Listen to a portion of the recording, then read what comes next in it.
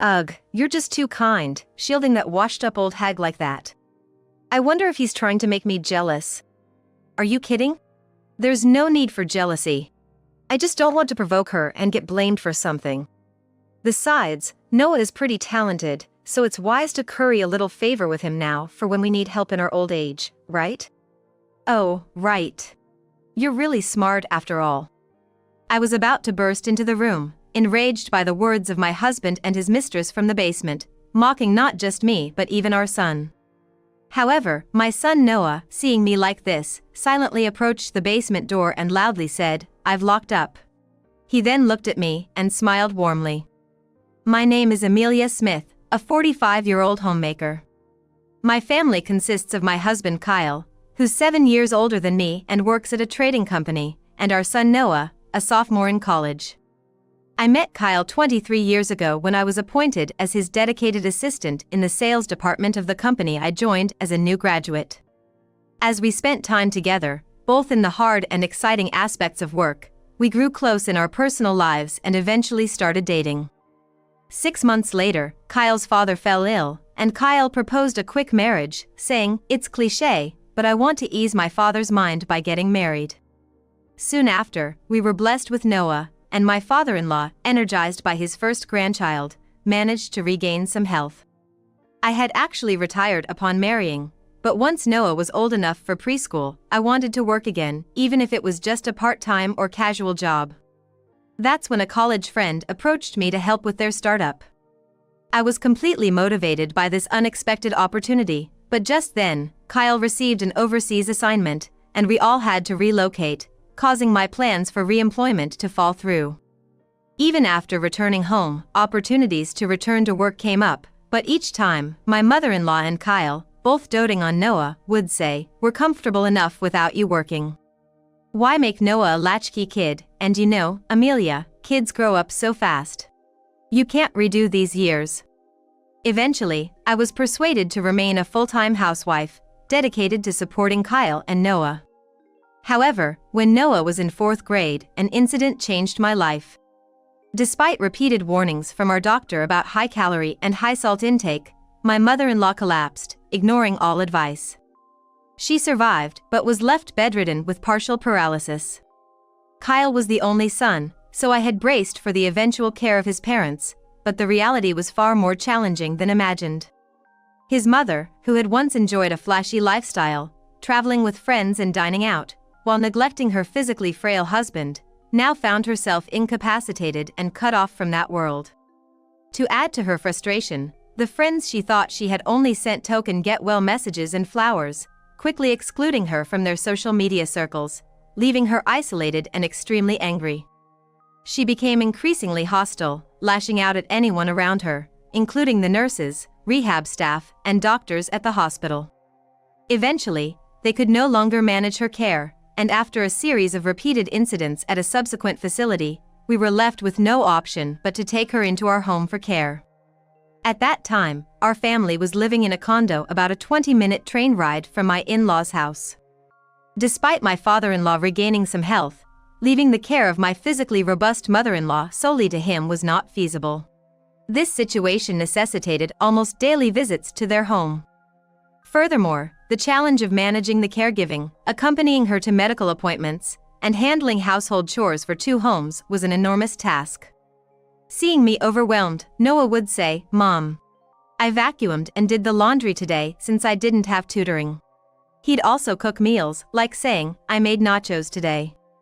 It's not exactly your recipe since I followed what we learned at school.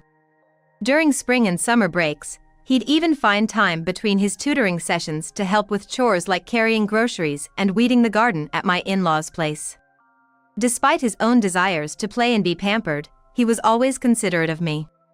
On the other hand, Kyle, despite claiming to be busy with work, never offered to help even on weekends. Instead, he spent his time on golf outings, study groups, and socializing with friends. He often made snide remarks about my cooking, like, "Really? This is what you serve a tired husband, supermarket-ready meals? Great job for a full-time housewife." He would also find fault with minor things like mildew in the bathroom or dust in the corners, scolding me, Just because you're helping your mom doesn't mean you can slack off. I'm not working all day just so you can laze around. The stress from caregiving, combined with Kyle's constant criticism, steadily eroded my patience. Then, one day, something decisive happened. There was a seminar at Noah's tutoring center about his upcoming middle school entrance exams. I had seldom been able to attend such events, but this was an important opportunity to learn more about the process, especially since the exams were the following year. However, the seminar was scheduled for an entire Saturday afternoon, which meant I had to prepare meals in advance for my in-laws and leave my father-in-law to take care of my mother-in-law, a prospect that worried me. Given that it was the weekend, I asked Kyle if he could take care of his parents for the day. His response was dismissive and unsympathetic. What? Why should I have to do that? Just cancel your seminar attendance, and that's the end of it. Normally, I would have backed down after such a response, but this time, it was about Noah's future, and I couldn't just let it go. But it's about taking care of your own parents, I persisted. It's not like I'm asking because I want to go to the salon or attend a friend's wedding, right? I'm not even asking you to look after them the whole day, just a few hours in the afternoon. It's strange that you see this as such a burden. However, Kyle wouldn't listen. He said, "No matter what you say, I can't do it. It's not my responsibility, it's yours," and then he just left. Feeling lost, I considered my options. My parents live far enough away that a high-speed train ride is required, and they are currently being looked after by my brother and his wife, so asking them for help wasn't feasible.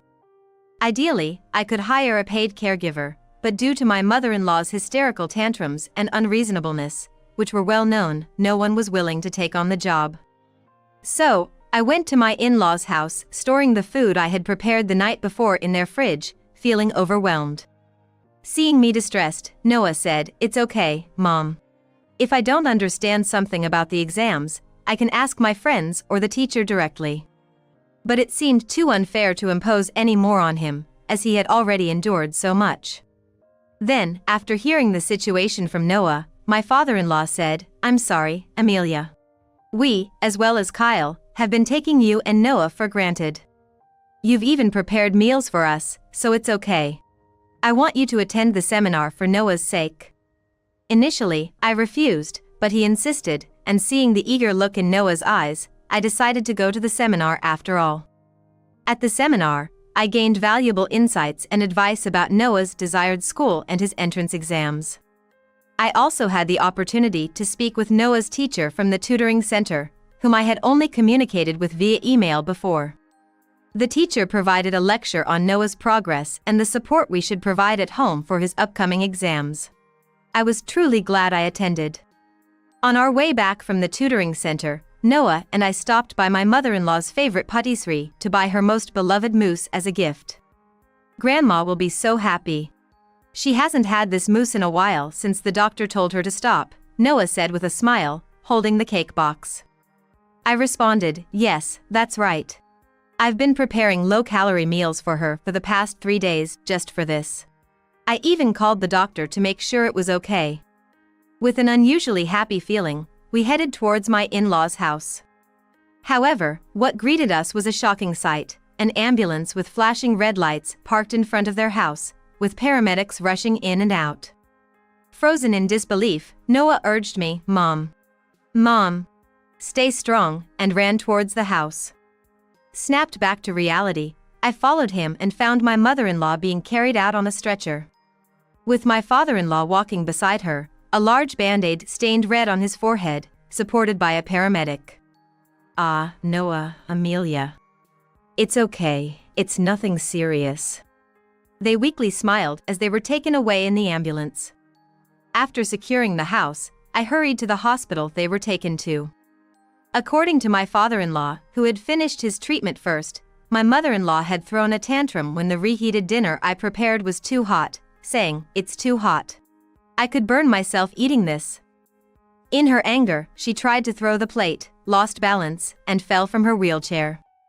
My father-in-law, rushing to help her, stumbled and hit his forehead on the corner of the table.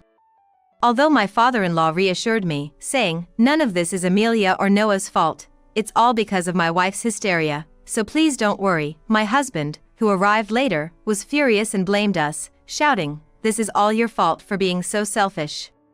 He ordered Noah and me to take full-time care of his parents and abruptly canceled the lease on the condo where we lived as a family. With no choice, Noah and I moved into my in-laws' house. Thankfully, they had an old annex that my father-in-law used for work, so we had enough space, but life became even more centered around caring for my mother-in-law. To make matters worse, after my mother-in-law injured her back in a fall from her wheelchair, requiring a half-month of complete rest, she began showing symptoms of dementia. She would scream day and night, not only at me but also at my father-in-law and Noah, accusing us of being thieves. "You're all robbers. You've come to steal my jewels, haven't you?"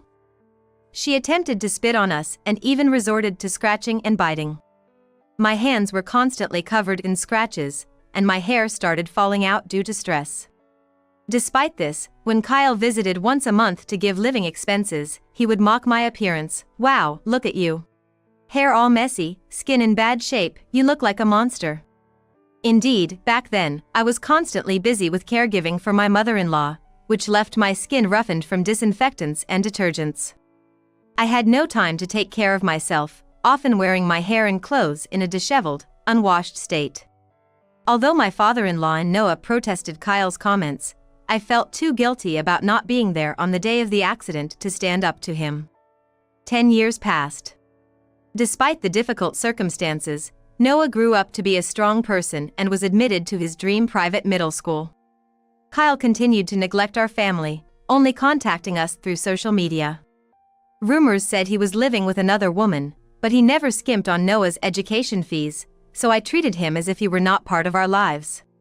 Last year, when Noah got into college, my mother-in-law passed away. It may sound cold, but during the funeral, as I listened to the prayers, I remember thinking, this is finally a closure. However, at the funeral, Kyle showed up with a flashy dressed woman, ignoring the whispers of "Who is that woman?" from those around. Then, he reappeared and announced to my father-in-law, who looked bitterly upset, "Now that mom has passed away, I'm thinking of divorcing Amelia. I plan to support Noah until he graduates from college, covering his tuition and living expenses. And I intend to give Amelia some property settlement."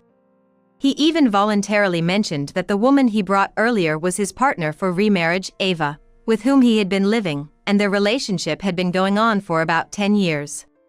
Hearing this, my father-in-law exclaimed, 10 years. So while pushing the responsibility of caring for your mother and me onto Amelia, you've been enjoying life with your mistress?" Kyle remained unfazed. Even smirking, "Why are you angry, Dad? Everyone was happy because Amelia served as a caregiver. I'm not a monster. I'll even add a bonus for her caregiving contributions to the property settlement. Besides, Amelia got to experience being the wife of an elite like me." Looking at his smug face, I felt oddly calm. The man in front of me didn't seem like the one I had vowed to share my life with in front of a minister. He seemed like a complete stranger, and an unpleasant one at that. He left, stating he intended to initiate divorce proceedings soon, and departed in high spirits. Watching his departing back, my father-in-law slumped his shoulders and apologized to us. "I'm truly sorry, Amelia, Noah. I knew he wasn't doing well, but I didn't expect him to be such a fool." I felt only gratitude towards my father-in-law. There was no room in my heart for anger towards him. The only reason I managed to keep going during the hardest times was that he was always there, extending a helping hand and standing by me. After seeing off my mother-in-law, I wanted to ensure a peaceful retirement for my father-in-law, but with Kyle wanting a divorce, that might not be possible. My only regret was not being able to do more for him. I was already resigned to the divorce, lacking the energy or will to fight back. And then, at the celebration of life for my mother-in-law, Kyle showed up again, this time with Ava.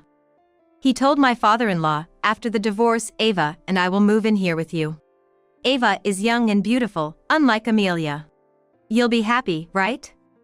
He then showed Ava around the house and grounds, completely ignoring his mother's death. Relatives who overheard their conversation said they were discussing rebuilding the old house into a condominium. "This house is getting old. It might be a good idea to rebuild it into a condo." We could rent out the lower floors as commercial space and live in a penthouse on the top floor, they were supposedly saying. The property, though old, was in a prime location, a 6-minute walk from the nearest station, on a sizable corner lot. I wasn't surprised to hear their plans, knowing that real estate developers had previously approached my father-in-law about selling the property. However, when the celebration of life was about to start, Kyle and Ava were nowhere to be found. Even though Kyle was the deceased son, we couldn't just ignore his absence. As relatives and I started looking for them, Noah silently pointed towards the basement of the annex and gestured for us to be quiet. We tiptoed closer, only to find Kyle and his mistress in the midst of an intimate moment. This alone made my father-in-law tremble with anger, looking like he was about to shout at any moment. But the two continued talking about money, saying, "Oh, you're so generous, even giving a property settlement to that washed-up old hag, and no need to be jealous. There's no need to provoke her and face her vengeance. Besides, Noah is quite talented, so it's smart to curry some favor for our future care." Hearing them even think of using my son, Noah, filled me with such rage that I saw red. As I was about to burst into the room in anger, Noah restrained me with a look.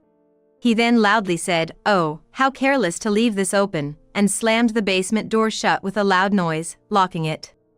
Then he loudly announced, "I've locked up," so that his voice echoed inside the now silent room. My father-in-law quickly reacted to Noah. "Oh, I must have forgotten to close it after looking for something. I really don't want to get any older." He then led the gathered relatives back to the main house. Watching everyone enter the heated room, my father-in-law said, "Well, sorry for the commotion. There's nothing much stored in that basement, but I need to keep it locked to make sure some fool doesn't sneak in and cause trouble." He then burst out in a seemingly delighted laugh. About half of the people seemed to understand my father-in-law's intention and looked shocked, but for the rest who hadn't quite grasped it yet, Noah explained, "You uncles might have heard, but that basement, accessible from the garage, has had issues with local troublemakers breaking in before. So, it's dangerous, and we usually keep it locked. Seems like I forgot to lock it today. The lock can't be opened from the inside, so on a cold day like this, it serves as a fitting punishment." After Noah's addition, everyone appeared to be convinced. The basement, in fact, belongs to the annex where Noah and I live. It can only be accessed through the garage, with no entry from inside the house. Originally, it was built by my father-in-law, who was an aerial photographer, to serve as a darkroom for film development and a storage area to protect photo negatives from UV light, so it's quite spacious, about the size of a 29 square meters room. However, with my father-in-law's health declining and his photography work ceasing, it had been unused for about 20 years, with even the electricity cut off.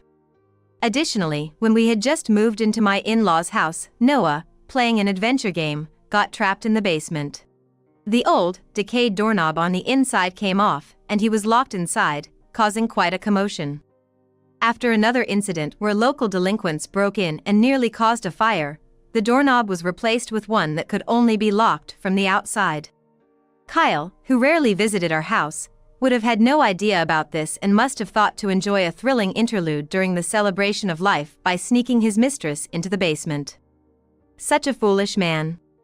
With everyone convinced, we resumed the celebration of life. After it was concluded, the meal for the end of the celebration of life was served, and we all began to eat. However, unnoticed during the ceremony, faint sounds of screaming and banging, as if someone was desperately hitting a door, could be heard from the direction of the annex. It was likely Kyle and Ava calling for help. Yet, my father-in-law and the relatives, even the pastor who had overheard the story, nonchalantly commented, "Ah, it's gotten so cold, it's even snowing. How grateful we are to be able to enjoy this meal and the snow-covered garden in remembrance of the deceased." Checking my phone, I saw that the temperature was expected to drop below freezing. Despite the full blast of the air conditioning, hot carpets, and heaters in the room filled with about 15 people, a chill could still be felt near the windows facing the garden. The concrete-walled basement, with only an old, worn carpet on the floor and no windows, must be freezing in the pitch dark. Yet, I felt no pity, perhaps my heart is cold as the snow outside. However, I felt no pity for them, which might indicate my heart is as cold as the snow. As the gathering ended, the pastor and relatives addressed Noah and me, saying things like, "Stay strong." Any parent can be a good teacher for their children, even as a bad example, and if you ever need anything, don't hesitate to reach out. With that, everyone left for home. Shortly after, the catering service arrived to collect the dishes. Hearing their van's engine, Kyle and his mistress must have realized it was their chance. From inside the basement, they started shouting, "Help us! We're trapped! Get us out of here, and call the police! We're going to freeze to death!" The caterer, pale-faced, rushed in and informed us about them. It had been about 2.5 hours since Noah locked them in. It seemed about time to intervene. Pretending to be surprised, we told the caterer, "What? Voices from the basement? That's ridiculous, it's unoccupied, and right. When I closed the door earlier, I thought I heard something. Maybe a burglar got in?" Despite our exaggerated acting, the panicked man didn't catch on and exclaimed, "That's terrible. If we carelessly open it and get attacked, it could be serious. We should call the police," and he promptly dialed 911.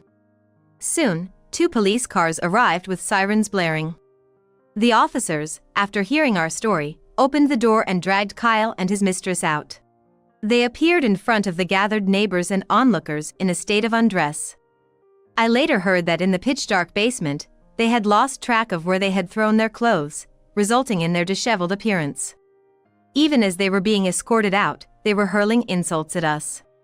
Suddenly brought from darkness into light, and as their eyes adjusted, they were met with the sight of many people smirking at their undignified state. Initially speechless and confused, they let out a scream when they realized they were being filmed on smartphones. They hastily wrapped themselves in blankets provided by the police officers before being taken away. After a while, the police contacted us, and when my father-in-law, Noah, and I arrived, the two were still wrapped in blankets. In a gesture of minimal decency, my father-in-law had collected their clothes from the basement and brought them along. Seeing their own garments, they quickly changed into them.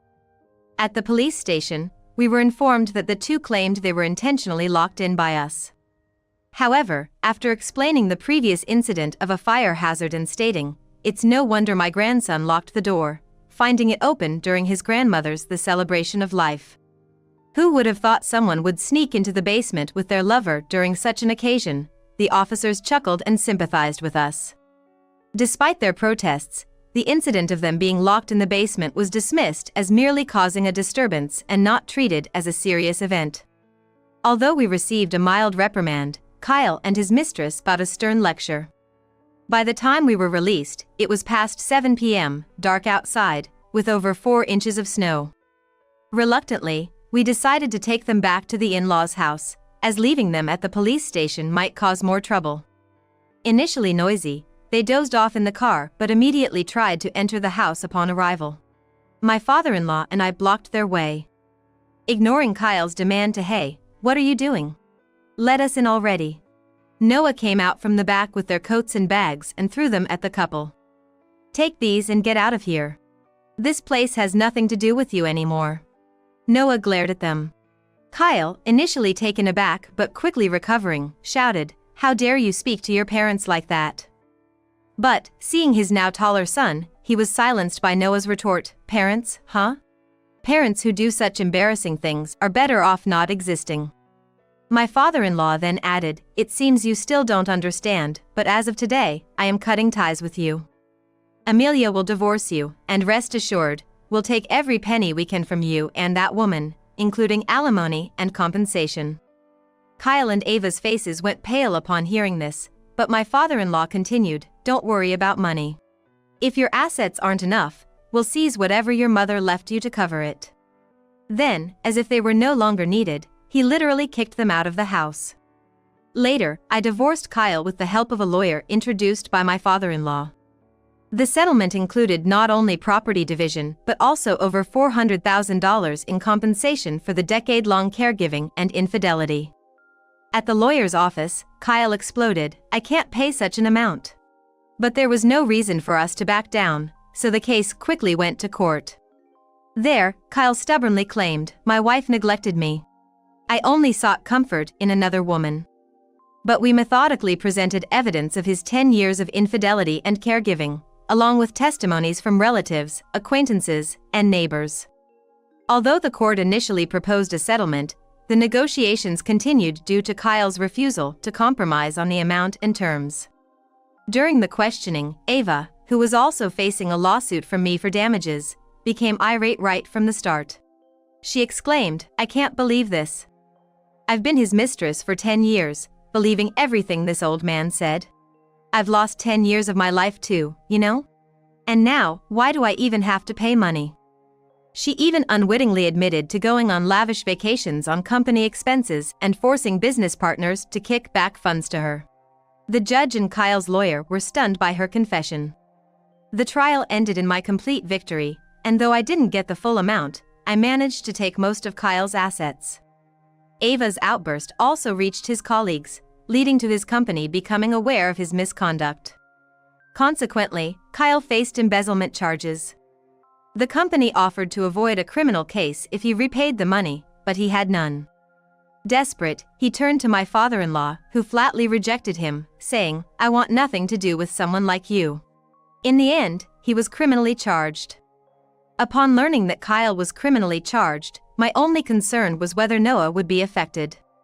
However, the lawyer who helped us during the divorce assured me, "The embezzled money was spent by your ex-husband and his mistress, so you don't need to worry." Relieved, I felt a weight lift off my chest. Kyle later declared bankruptcy, but I was told that embezzled funds are still subject to compensation even after bankruptcy.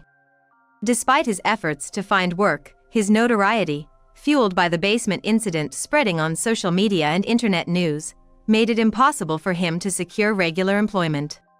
He was left with no choice but to take on dubious part-time jobs and risky day labor, and now I hear nothing of him. Ava, facing a hefty compensation claim from me, drained her savings and sold everything given by Kyle, but it still wasn't enough to cover her debts. She lost her contract with the dispatch company and resorted to high-interest loans, eventually leading to rumors of her working in the nightlife with heavy makeup. As for me, I used the money from the property division and compensation to buy a modest apartment, where Noah and I began our new life. My father-in-law, sticking to his word, sold the family house and gifted more than half of the proceeds to Noah. Despite the tax accountant's concerns over the high gift tax, my father-in-law insisted, saying he'd gladly pay if it meant his foolish son wouldn't inherit a penny. Noah plans to use this money for graduate studies abroad after his graduation. My father-in-law also wanted to give me some money, but I respectfully declined. To my father-in-law, who expressed dissatisfaction saying, "But that still doesn't sit well with me," I proposed that when I visit him twice a month at the retirement home where he now lives, we could go out for lunch together at a nearby steak restaurant or bistro and he could treat me then. Noah tries to visit as often as possible too, which seems to make my father-in-law happy. Once things settle down a bit more, I plan to study for a qualification and re-enter the workforce. Although thinking about the 10 years spent caregiving for my mother-in-law sometimes brings a pang of pain, there's no need to dwell on the past and spoil the future. I'm determined to live my life moving forward.